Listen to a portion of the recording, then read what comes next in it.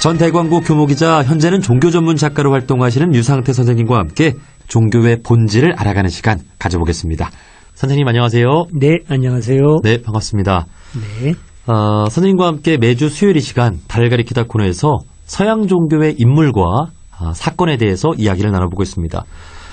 저희가 지난주에는 예수의 죽음 이후 네. 제자들의 전도운동 네. 그리고 기독교의 탄생 배경에 대한 이야기를 나눠봤습니다. 예, 그랬지요. 예. 지난주 나눴던 내용 간략하게 정리를 해보고 오늘 네. 새로운 내용으로 이어나가면 어떨까요? 예, 그러죠. 예수님이 돌아가셨을 때 제자들이 다 뿔뿔이 흩어졌었는데 그 다음에 부활했다는 소식을 듣고 다시 모였다라는 얘기를 했었지요. 그리고 성령이 임하면서 제자들이 큰 용기를 가지고 전도를 하기 시작하면서 또 유대 지도자들이 다시 박해를 하게 되고 그러면서 피해서 도망간 것이 오히려 기독교가 크게 확산한 계기가 되었다. 그런 얘기를 나누었습니다. 네. 예, 그리고 이제 그 100여 년 동안 로마 제국과 이런저런 어떤 그 갈등이 오가다가 콘스탄티누스 황제에 의해서 313년에 공인이 되었다. 이제 그런 내용들을 나누었었죠. 네. 그러니까 그 당시에 예수에 대한 해석들이 참 다양한데 네. 예수에 대한 해석을 네. 하나로 통일시킨 것이 예. 그 콘스탄티누스의 이 니케아 공의회였다. 네, 이런 맞습니다. 이야기도 나눠봤어요. 예, 그렇습니다. 콘스탄티누스 황제는 그 1000년이 된 로마 제국 이미 늙었지요. 그 로마 제국을 되살리기 위해서는 어떤 강력한 이념이 필요했었는데 로마의 전통적인 다신교를 가지고는 로마를 하나로 묶을 수가 없었던 것이죠. 다신교면 신이 많지 않습니까? 물론 최고신 제우스가 있기는 있습니다만은 전쟁에 나가면은 제우스가 아닌 또 마르스에게 기도를 하고 또 사랑하는 젊은이들은 그 사랑의 신, 뭐 이제 미의 신 비너스라든지 뭐 큐피드라든지 이런 신들에게 또 기도를 하고 또 바다에 항해하는 사람은 바다의 신인 포세이돈에게 기도하고 그러니까 하나로 묶을 수가 없는 겁니다. 그래서 강력한 유일신 종교인 그 기독교 오랫동안 핍박을 받으면서도 끈기 있게 살아남은 그 기독교와 손을 잡으면 로마를 하나로 묶는 데 도움이 되겠다라고 판단을 해서 기독교와 결국은 손을 잡고 공인을 하고 그리고 이제 니케아 회의를 통해서 기독교의 사상조차도 하나로 통일시키려고 했던 것이죠. 네. 예수님은 훌륭한 인물이었냐? 네. 아니면 신의 존재로 볼 수 있느냐? 네. 이런 뭐 두 가지 해석을 하는 어떤 신하들 사이에서 네. 예수를 신의 아들로 보는 것으로 통일시켰다. 네, 그런 이야기도 해봤는데. 그렇지요. 네네. 그때까지는 예수에 대한 해석이 다양했었는데 그런 다양한 생각을 그대로 받아들이면은 그 종교로서는 좋지만 로마 제국을 정치적으로 이끌어 나가는 데 도움이 안 되니까 하나로 통일시키기를 원했던 것이죠. 네. 그런데 그냥 어떤 훌륭한 분으로서의 예수라기보다는 신으로서의 예수를 원했던 거예요. 그래야 예수의 어떤 가르침이 분명해지고 다른 이론을 잠재울 수 있고 로마를 어떤 그 하나의 이념으로 끌고 가기도 좋으니까 그렇게 강요를 했던 것이죠. 거의. 네. 그래서 콘스탄티누스 때부터 예수에 대한 다양한 해석이 없어지고 예수를 신으로 신격화하는 작업이 완성이 되어서 오랫동안 기독교라는 종교가 배타적인 종교가 되는데 결정적인 역할을 콘스탄티누스 황제가 했습니다. 네, 그러니까 그때 정해진 하나의 교리, 네, 하나의 믿음, 네. 그것이 지금까지도 이어져 오고 있는데, 네. 오늘은 그와 관련해서 네. 또 큰 영향력을 끼친 이 성경책, 이 성경의 탄생과 관련된 이야기를 나눠보려고 합니다. 네. 네. 예수님에 대한 이야기, 언행록, 네. 이런 것들이 제자들에게 전해져서 한대로 묶어진 것이 오늘날의 기독교 경전 성경책이잖아요. 예, 그렇게 볼 수 네. 있겠죠. 이 성경은 언제 어떻게 해서 완성이 된 건가요? 예, 성경이 언제 완성됐느냐 그러면은 언제 이렇게 말하기가 굉장히 어렵습니다. 왜냐하면 성경에는 작은 책들 66권이라고 하는 작은 책이 하나로 묶여진 성경 전서가 한 권이 됐거든요, 지금. 근데 그 성경 전서가 한 권이 딱 된 그 시점은 서기 4세기 말경이에요.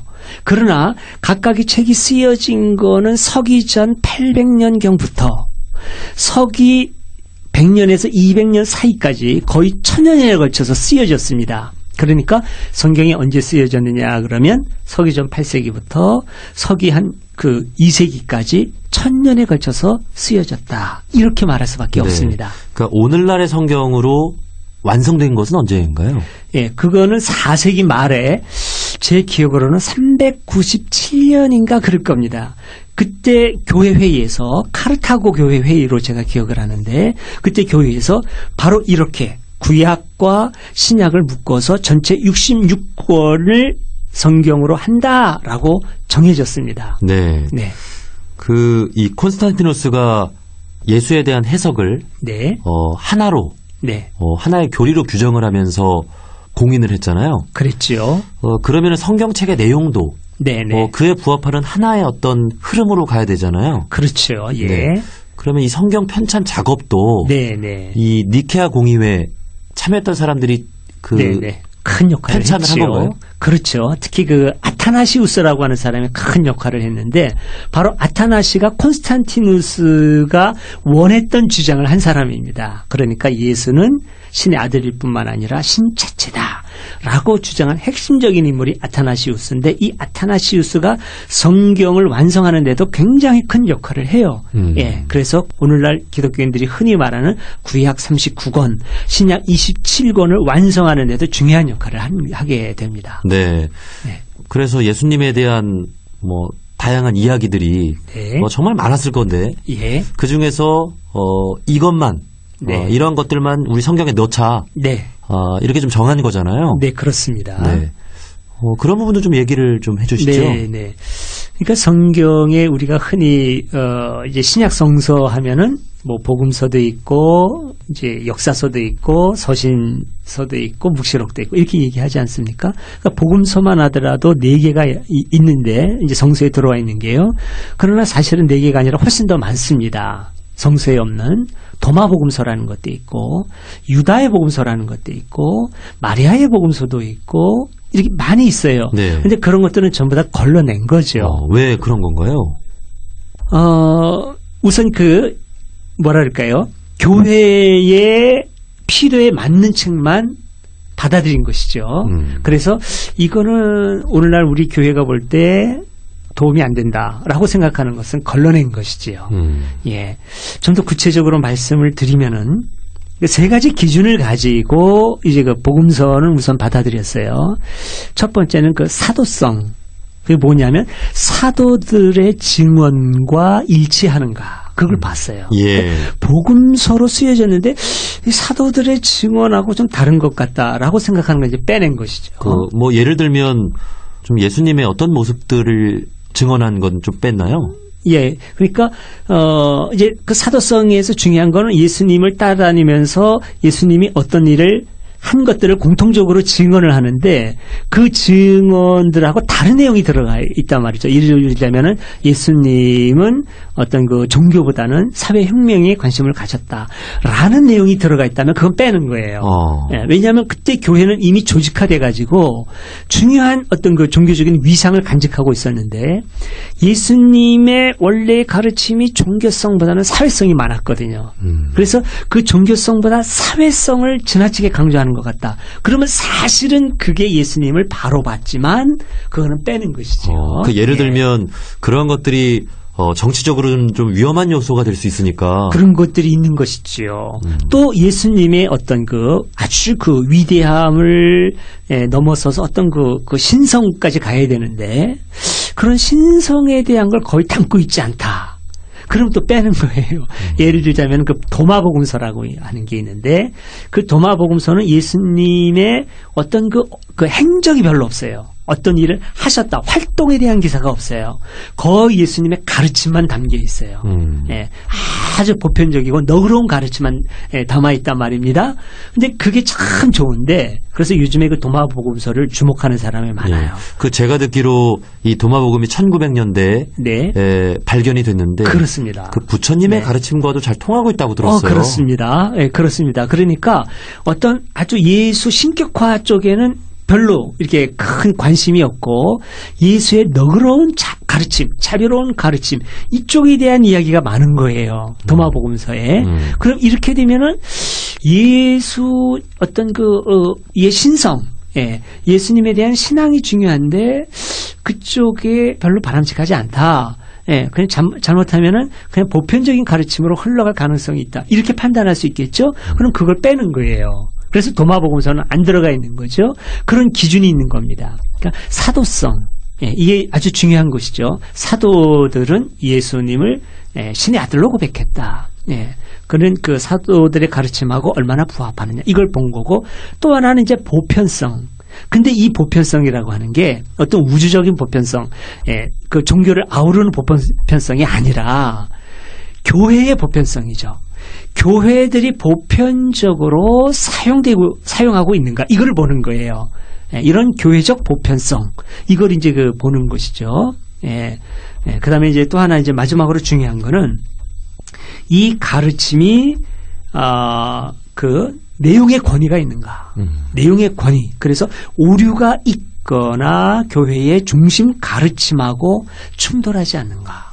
이제 이런 세 가지를 이제 보는 겁니다. 그래서 이 세 가지하고 맞지 않으면 이제 받아들이지 않은 것이죠. 네. 그러니까 복음서도 그렇고 또 서신서도 또 이제 그래요. 그래서 서신서도 많이 있지만 교회가 보기에 이거는 오늘 우리 교회에 유익하지 않다라고 생각하는 것을 또 받아들이지 않고 그렇게 해서 신약 27권을 교회가 받아들이게 된 겁니다. 네. 그러면 신약 27권만 성경이다. 네. 이렇게 제작을 할 때 네. 좀 반발하는 사람들도 많이 있었을 것 같아요. 많이 있었죠. 많이 있었어요. 그리고 오히려 그 중에서 빼야 된다. 그런 사람 예를 들자면은 2세기의 그 마르시온이라고 하는 사람이 있었습니다. 아주 유명한 사람이고 굉장히 똑똑하기도 하고 그런 사람인데 이 마르시온은 뭐라 그럴까요? 그러니까 이 구약의 하나님을 싫어했어요. 왜냐하면 너무 잔인하다. 구약의 하나님은 너무 잔인하다. 그래서 예수님이 증거해 주신 하늘아버지하고는 다르다. 그래서 구약을 아예 그냥 다 받아들이지 말자. 이렇게까지 아주 극단적인 주장을 한 사람입니다. 그리고 복음서에도 좀 사나운 부분이 좀 있지 않느냐. 좀 과격한 부분은 빼자. 이렇게 주장한 분이에요. 어떻게 보면은 상당히 좀 이렇게 자유롭고 매이지 않은 사람이라고도 볼 수 있죠. 그러나 교회가 볼 때는 위험한 인물이었습니다. 그래서 마르시온은 오늘날 주류 기독교에서는 이단으로 되어 있어요. 그러니까 이런 사람들이 있었던 것이죠. 네. 그래서 어느 부분은 받아들이지 말자라고 하는 다양한 이제 시각들이 있었죠. 그래서 그 정경을 정하는데 오랜 시간이 4세기 말까지의 시간이 필요했던 겁니다. 그러나 이제 325년 니케아 회의 이후로는 이제 빠르게 정리가 되어서 예수의 관점이 뚜렷해지니까 거기에 맞는 책들을 이제 골라내는 작업도 이제 속도를 이제 타게 된 것이죠. 네. 예. 그러면 이 성경이 완성된 시기는 300 몇 년이라고 하셨죠? 397년일 겁니다. 지금 제가 아주 명확하지는 않은데 397년 카르타고 회의에서 완성된 것으로 알고 있어요. 네. 제가 100% 자신 있지는 않은데요. 네. 그러면은 397년에 성경이 완성이 되고 네. 한 1700여 년 정도가 흘렀습니다. 네, 네. 그러는 동안에 네. 지금 선생님 말씀해 주신 대로 성경을 보는 관점은 다양할 수 있다. 네. 그런 생각을 가지고 좀 성경을 좀 재편해야 된다. 뭐 이런 네, 네, 네. 이야기들은 네. 없었나요? 그런 이야기들도 조금씩은 있었지만 그러나 이제 교회가 지금 하나의 신앙을 가지고 콘스탄티누스 이후로 이제 쭉 가지 않습니까? 그러니까 거기에 거스리는 주장을 하면은 거의 이단이 되는 거예요. 예. 그래서 이제 그 이론들이 다 잠재워지는데 언제 이게 또 논의가 되느냐면은 종교개혁 때 개신교 학자들에 의해서 논의가 됩니다. 네. 자, 근데 그 가톨릭 교회는 지금 제가 이제 개신교인이기도 하고 이제 어떤 그 개신교 입장에서 좀 말씀을 이제 드렸습니다만 가톨릭 교회는 엄밀한 의미에서 신구약 성경이 66권이 아니에요. 예. 그 신약과 구약 사이에 개신교에서는 외경이라고 하는 제2성서가 들어갑니다. 예. 그런데 이제 그 개신교인들, 그러니까 종교개혁 운동이 일어나서 마르틴 루터라든지 짱 깔뱅 같은 개신교인들은 그 외경을 인정을 안 해요. 그래서 오늘날 개신교 성경은 신구약 합해서 66권이 되는 거고 가톨릭도 그 66권을 그대로 정경으로 받아들이는데 가톨릭은 신약과 구약 사이에 외경이 들어가 있어요. 네. 이 외경을 어떻게 묶느냐에 따라서 뭐 14권으로 보기도 하고 7권으로 보기도 하고 그렇게 볼 수 있는데 예를 들자면 고린도 전서 고린도 후서 이렇게 있지 않습니까? 신약 전서에 이걸 2권으로 볼 수도 있고 1권으로도 볼 수 있잖아요. 그런 식으로 보면 7권 또는 14권의 외경이 있습니다. 예. 근데 이걸 다 설명하면 굉장히 복잡하고 시간이 많이 가는데 설명을 할까요 말까요? 그런데 네. 이 1517년 네. 기독교 개혁으로 네. 개신교가 탄생을 할 때 네. 어떻게 보면 과거보다는 더 생각이 트이고 네. 깨인 시기이기 네. 때문에 네. 네. 더 많은 경전들을 네. 다양하게 해석하고 네. 그러려는 모습으로 나와야 되는 것이 네. 네. 좀 수순 아닌가요? 아, 그런데요. 우선 그때까지는 오늘날과 같이 완전히 열린 상태에서 다양한 조사를 하면서 새롭게 발견된 가치 있는 성서 문건이라는 게 없었어요. 왜냐하면 지금 이제 그 콘스탄티누스 황제 있고 그 다음에 성경이 정해진 다음에는 나머지 책들은 전부 다 없애버렸거든요. 아. 예, 이거는 위험하다라고 해서 돌아다니면 안 되는 거예요. 그래서 교회가 규정한 그 책 외에는 다른 책이라고 하는 것을 접할 기회가 없었어요. 예. 마르틴 루터나 장깔뱅도. 그래서 오히려 어떤 일들이 벌어지느냐면 다른 새로운 책들, 성경 바깥에 있는 책을 받아들이자라는 생각은 못하고 우선 그 접할 수 있는 기회가 없으니까 지금 있는 성경 가운데에서 이거는 좀 문제가 있다라고 하는 걸 빼자라는 생각을 오히려 개혁자들은 합니다. 아하, 그렇군요. 예, 예를 들어서 요한계시록을 마르틴 루터나 장칼뱅이 다 싫어했어요. 예. 그러니까 장칼뱅은 이제 그 성서 주석을 썼는데 다 써놓고 요한계시록이 없어요. 예. 그러니까 요한계시록이 어렵기도 하지만 이거는 좀 문제가 있다라고 본 것이죠. 또 마르틴 루터 같은 경우는 야고보서를 싫어했어요. 왜냐하면 그 마르틴 루터가 강조한 것이 믿음이거든요. 오직 이 믿음. 예. 믿기만 하면 행실이 좀 부족하더라도 은총으로 구원받을 수 있다. 이게 이제 마르틴 루터가 강조하고 싶은 건데 야고보서는 행동을 많이 강조하거든요. 예. 말로만 하는 믿음이 무슨 필요가 있느냐. 예. 그러니까 너희들이 바른 믿음을 가지려면 그게 행동으로 나타나야 된다. 이런 가르침이 이제 그 야고보의 중심이란 말입니다. 네. 근데 이게 마르틴 루터가 볼 때는 이게 별로 달갑지 않은 거예요. 오직 믿음.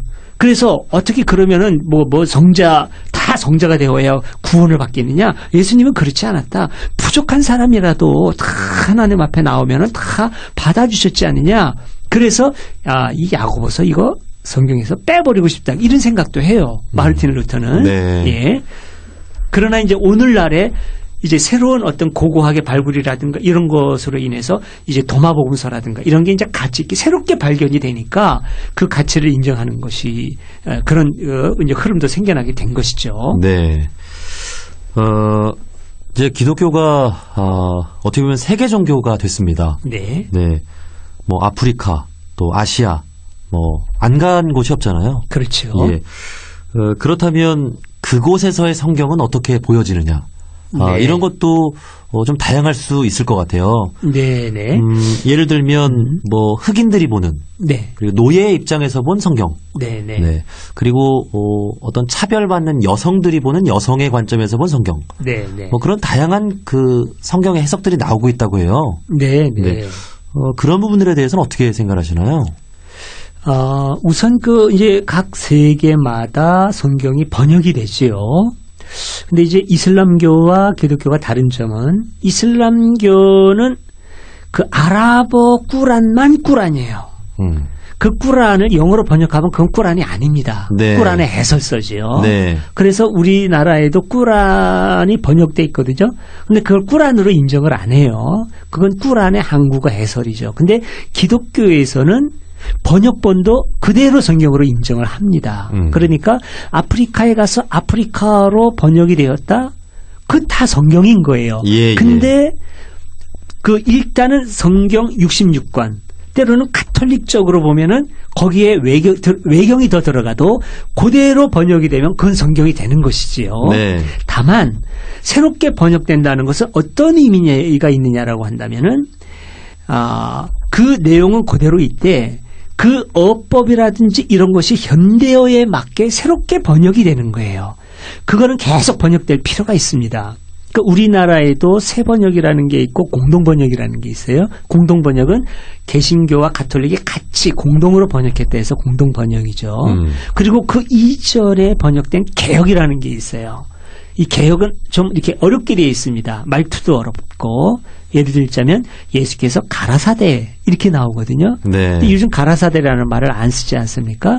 이런 새로운 번역은 이거는 옛날 말이니까 현대어로 고치자 그래서 예수께서 말씀하시기를 이렇게 쉽게 풀어서 번역을 해줬단 말이죠. 이렇게 새롭게 이제 번역되는 건데 그런 새로운 번역은 필요하고 우리나라뿐만 아니라 그런 번역들은 계속해서 나와요.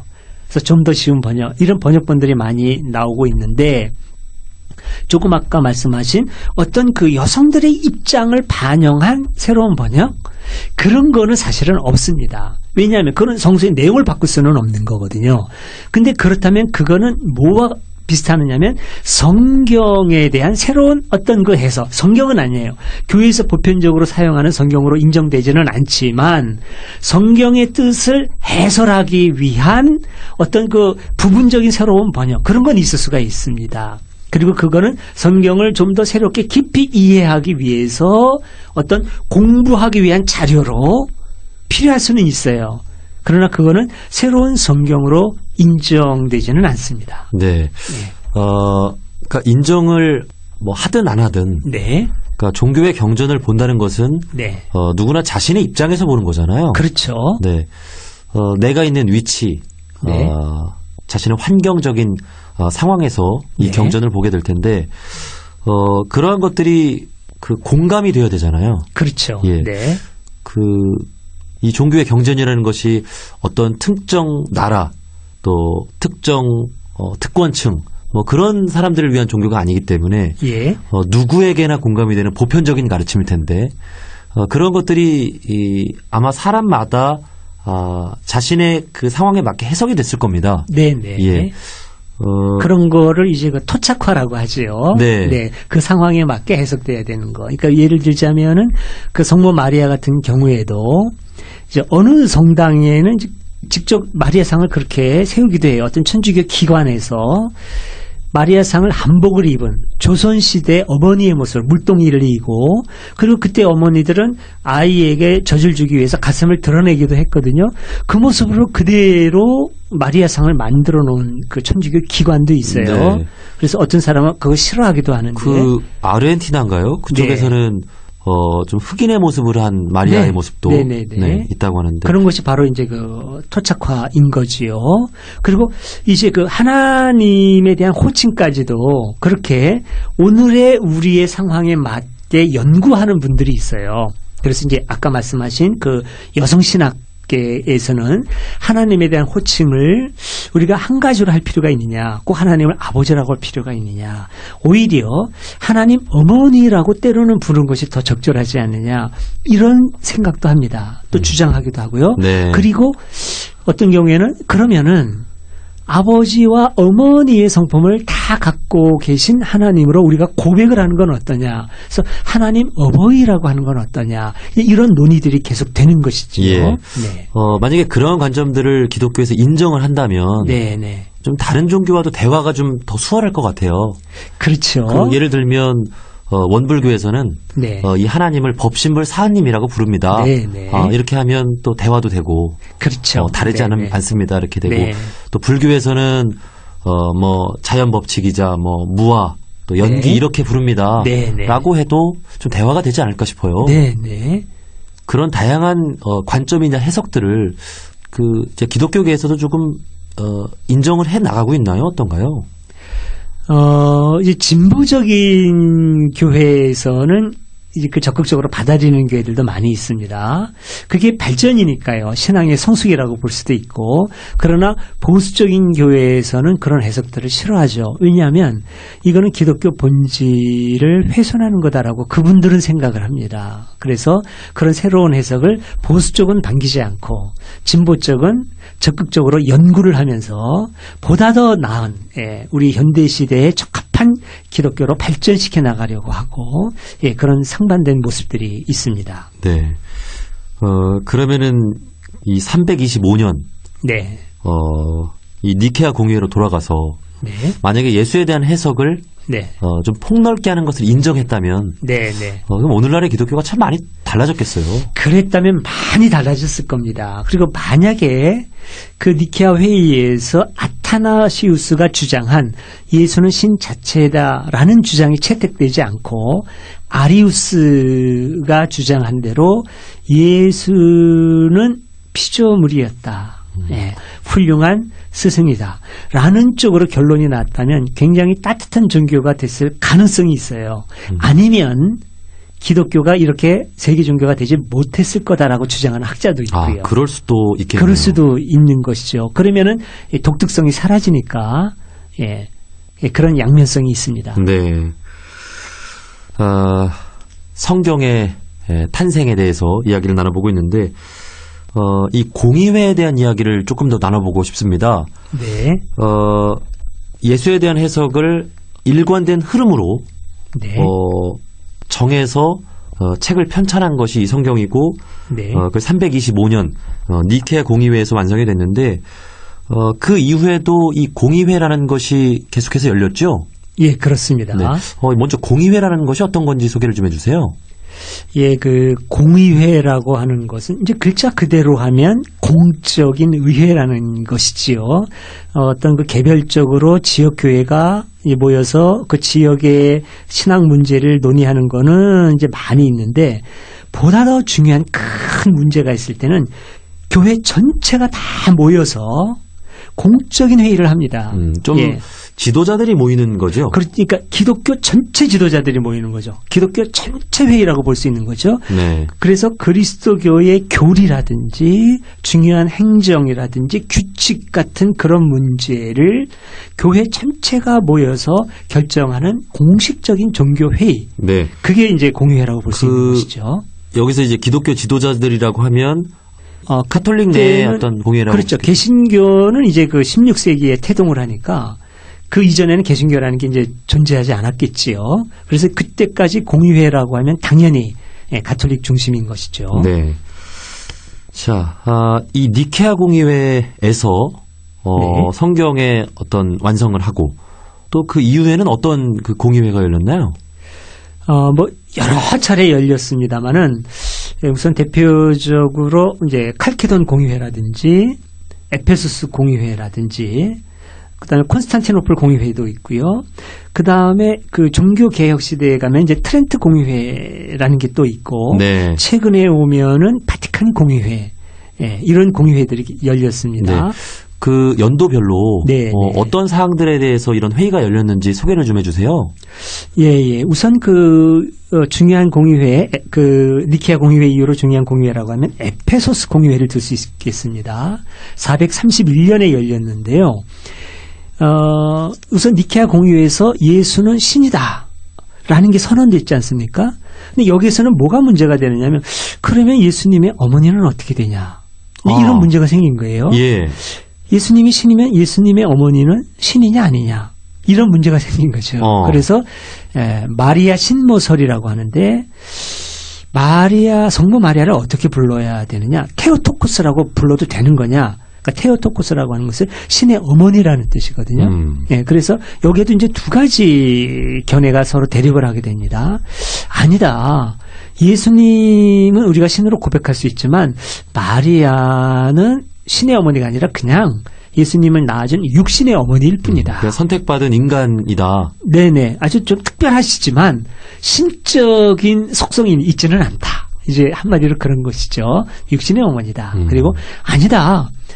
마리아, 성모 마리아는 삼위일체 하나님으로 고백될 수 있는 것은 아니지만 예수님이 신이니까 신의 어머니다. 테오토코스다.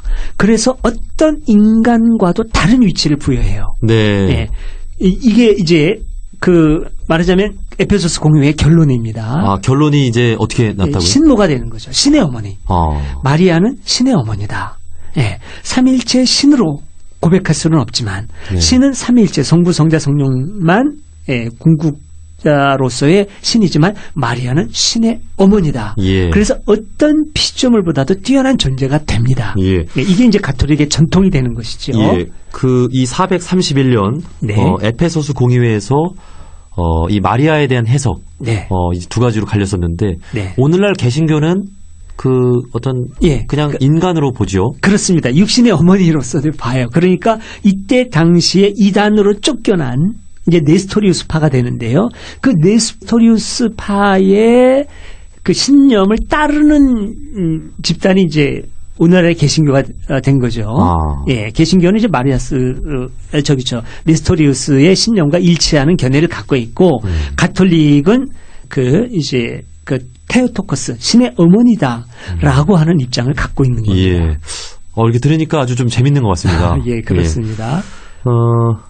그리고 어떤 공의회가 있었나요? 네, 칼케돈 공의회가 이제 그 다음에 열리는데요. 451년에 여기는 이제 또 어떤 문제가 생기느냐면은 니케아 회의에서 예수가 신이다라고 고백했다고 하지 않습니까? 네. 자, 그러다 보니까 자꾸 신성이 강조되는 거예요. 신으로서의 예수. 그러다 보니까 인성이 점점 약화되기 시작해서 나중에는 어떤 주장이 생겼느냐면 예수는 그냥 신이었다. 예, 인성이라고 하는 것은 점점 없어졌다. 처음에는 인성이 있었는데 신성과 인성이 합일이 되면서 인성은 없어졌다. 그래서 지금 예수는 신성만 남아있다. 이런 주장이 또 생겨난 겁니다. 어떻게 보면 예수의 인간적인 모습, 네. 그런 모습들로 우리가 좀 많이 감동을 받잖아요. 네, 네. 예. 근데 그런 부분에 대해서 너무 신으로만 보면 네. 좀 그런 것들이 좀 약해지고 네. 그런 흐름에 대한 얘기였군요. 예, 그렇습니다. 근데 그때 당시에 신앙인들로 봤을 때는 예수를 이제 섬기다가 보니까 예수의 활동이라든지 과거의 사역이라든지 가르침이라든지 이런 것보다 신으로서의 예수, 오로지 그게 중요해진 거죠. 더군다나 그때는 이제 일반 신도들은 성경을 읽을 수가 없었거든요. 예, 사제들만 성경을 읽을 그 권한이 있었고, 그 지식인들만 또 볼 수 있고요. 네, 지식인이라고 하더라도 성직자가 아니면 못 읽어요. 아, 그래요? 네네. 오로지 사제 이상이 돼야 라틴어로 된 성서만 읽을 수가 있었습니다. 예를 들어서 뭐 영국에 사제가 있는데 난 라틴어 어려우니까 난 영어로 읽겠다. 안 됩니다. 네. 영어 그러면 번역본도 없었으려니와. 예. 네. 그 당시 사제가 말하는 것에 대해서 네. 뭐 일반 서민층들은 뭐 그대로 믿고 따를 수밖에 그럴 수밖에 없는 거죠. 비판력이 전혀 없는 것이지요. 예. 그리고 뭐 미사도 라틴어로만 했어요. 예, 영국이건 독일이건 라틴어로 미사를 보는 것이지요. 영어로 하는 게 없어요. 그러니까 독일어 성서가 처음으로 번역된 게 그 마르틴 루터 이후거든요. 예. 천여 년 동안 오로지 그 라틴어 성서, 불가타라고 하는 라틴어 성서만 가지고 이제 미사를 드리고 그랬던 시대였습니다. 그러니까 예수에 대해서 예수님이 어떤 가르침을 주셨고 행적을 주고 이걸 구체적으로 아는 사람이 없어요. 그냥 교회에서 예수님이 이런 분이다 그러면 그저 그런 줄로 아는 것이죠. 그만큼 열리지 않은 오늘날하고는 너무나도 다른 분위기에서 살아가는 그런 사람들이었었던 것이죠. 네. 예, 그래서 이런 문제가 생기는 겁니다. 예수 하면은 오로지 그 신 이렇게 사람들이 생각을 많이 하니까 삼위일체 하느님의 두 번째 위격 이런 식으로 생각을 자꾸 하니까 이런 문제가 생기는 겁니다. 그러나 이 칼케돈 공의회에서는 예수의 인성을 무시해서는 안 된다. 예수의 인성이 신성에 흡수돼서 없어진 게 아니다. 네. 지금도 예수님은 신성과 인성을 완벽하게 갖고 계시다. 이렇게 이제 결론을 내린 게 칼케돈 공의회입니다. 이건 참 다행인 것 같습니다. 다행이죠, 그나마. 어떻게 보면 네. 정말 예수님은 그 우리 이웃 종교인들에게도 네. 약자들을 위해서 네. 또 정말 인간의 삶에 대해서 고민하고 함께했던 네. 그런 분이신데 네. 네, 그런 모습이 사라진다면 네. 또 되게 아쉬울 것 같아요. 그렇죠. 네. 네. 자, 그리고 트렌트 공의회가 있네요. 네네. 이 트렌트 공의회는 이제 한참 후에 1545년에 이제 교황 바오로 3세가 소집한 공의회인데요. 이 공의회가 네네. 1000년 만에 또 열렸네요. 아, 그렇지 않습니다. 그 사이에도 많은 공의회가 있어요. 니케아 회의에도 또 325년, 우리 니케아 회의 하면 이제 325년만 생각을 하지 않습니까? 그러나 제2차 니케아 회의도 있어요. 그 700 몇 년에 열렸습니다. 그러나 그 두 번째 니케아를 기억하는 사람은 거의 없죠. 사실 저도 두 번째 니케아에 어떤 내용이 논의됐는지를 잘 기억을 못합니다. 네. 그럴 정도로 중요하지 않은 아주 그러니까 오늘날 우리들이 봤을 때 절실하지 않은 그런 문제는 사람들이 많이 기억을 하지 않는 것이죠. 그러니까 니케아 공의회도 두 번 있었고 에페소 공의회도 또 있었고 콘스탄티노플 회의도 몇 번에 걸쳐서 일어나고 그래요. 그러나 지금 제가 그런 걸 다 설명도 안 하고 저 자신도 다 기억을 이제 못하는 것이죠. 네. 예, 그러니까 이 회의가 적어도 세기에 한 번 정도 그 이상은 열렸다고 봐야 돼요. 예, 4세기에는 많이 열렸고, 예, 그리고 이제 뭐 1000년 만에 열린 것은 아니고, 이제 몇 번의 중요한 공의회는 있었습니다. 예. 그러나 오늘날 우리들이 봤을 때는 그렇게 중요하지 않다고 해서 기억을 안 하는 것이죠. 네. 그 다음에 기회가 되면 이 공의회에서 네. 논의됐던 이야기들도 좀 이야기를 나눠보고 싶네요. 네네. 어떻게 보면은 최근에도 공의회가 열려서 예. 프란치스코 교황이 이혼이라든지 네. 낙태, 동성애 이런 부분에 대해서도 그 교회 지도자들 간의 논의가 또 있잖아요. 예. 그러니까 프란치스코 교황이 이제 교회 안에서 논의를 계속합니다만 그런 거를 공의회라고 하지는 않습니다. 네. 예. 그러니까 공의회가 이제 마지막 공의회가 언제 열렸느냐면은 1960년을 전후해서 이제 열렸어요. 그걸 제2차 바티칸 공의회라고 하는데 네. 그 공의회는 굉장히 중요합니다. 그 어떤 공의회보다도 아주 중요한 가톨릭의 크게 방향을 선회한 그런 공의회였어요. 예. 왜냐하면 그때 비로소 가톨릭 교회가 니케아 회의 때 배타적인 교리 기독교로 들어갔는데 거기에서 빠져나옵니다. 그래서 배타적인 데서부터 포용주의 기독교로 빠져나온 결정적인 회의가 제2차 바티칸 공의회이기 때문에 그 회의를 굉장히 중요하게 여깁니다. 예, 그렇군요. 325년부터 시작된 어떤 하나의 교리, 네. 어떤 하나의 믿음, 네. 이런 것들이 이 바티칸 공의회에서 네. 다시 한번 논의가 됐다고 볼 수 있나요? 그러니까 예수에 대한 해석이 달라진 건 아니에요. 그런데 거기서 중요한 결정을 내리는데 그게 뭐냐면 다른 종교에도 구원이 있을 수 있다. 그런 결정을 내립니다. 예. 그러니까 그전에는 가톨릭 교회만 구원이 있다. 이렇게 주장을 했어요.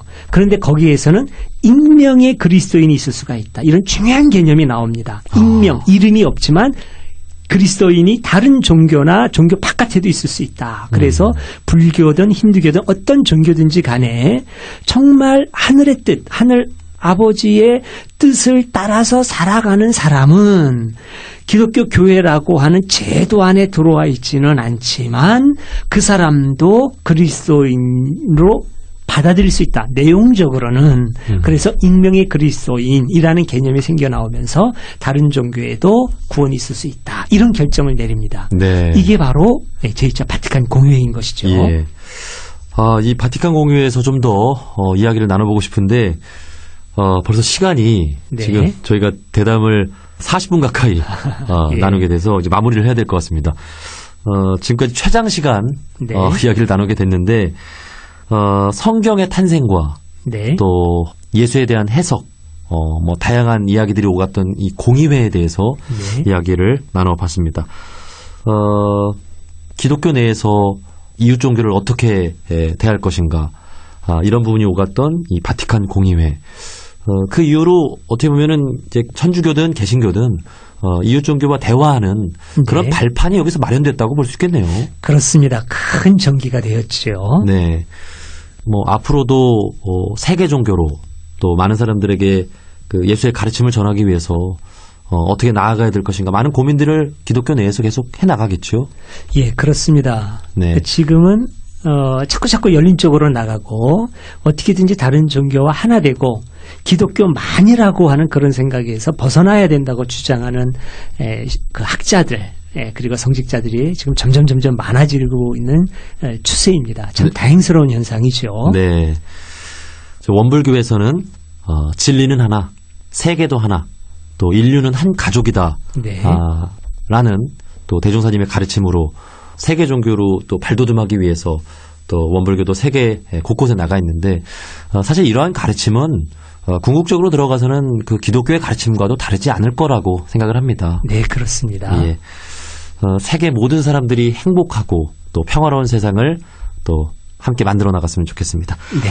자, 지금까지 전 대광고 교모기자, 현재는 종교 전문 작가로 활동하시면서 소설 콘스탄티누스, 신의 눈물이라는 책의 저자이신 류상태 선생님과 함께 이야기 나눠봤습니다. 선생님, 오늘 좋은 말씀 고맙습니다. 네, 감사합니다.